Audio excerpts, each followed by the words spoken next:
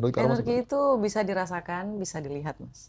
Oke. Energi itu pengertiannya sendiri adalah emosi yang bukan emosi, kondisi emosi yang aktif di dalam diri seseorang. Mm-mm. Kayak gitu. Di dalamnya itu ada perasaan, tindakan, pikiran, dan fokus. Dan fokus. Yes. Ini akan mengeluarkan energi. Dan energi ini memiliki frekuensi. Mm-mm. Dan otak kita sebagai router menyampaikan frekuensi yang dari dalam diri kita ini ke semesta. Mm-mm. Kenapa tidak menyebutkan Sang Pencipta, Kak Roma? Sang Pencipta itu adalah pemimpin yang paling di atas kayak gitu. Ya. Ini kita membicarakan tentang cara bekerja hukum semesta ini. Sama seperti seseorang membuat anak, ada hukumnya kan, ada caranya kan.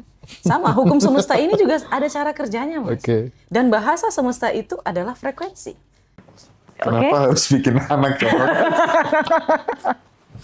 Soalnya nanti dikaitin Mas sama agama. Oke. Kayak gitu loh. Padahal ini selaras gitu loh, Mas. Takutnya kayak gitu. Analoginya lebih gampang gitu, Mas. Seperti itu ya. Oke. Lalu apa pandangan Mbak Roma terkait energi sebagai kesadaran hidup?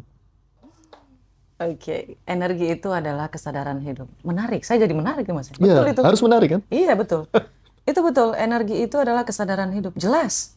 Karena energi ini berasal dari emosi yang aktif dalam diri kita. Kalau kita tidak sadar, emosi yang akan mengendalikan kita. Bukan kita yang mengendalikan emosi kita. Jadi kalau kamu mau main di ranah frekuensi dan menjadi pemenang, ya harus mengerti bagaimana cara hukum semesta ini bekerja. Mm-mm.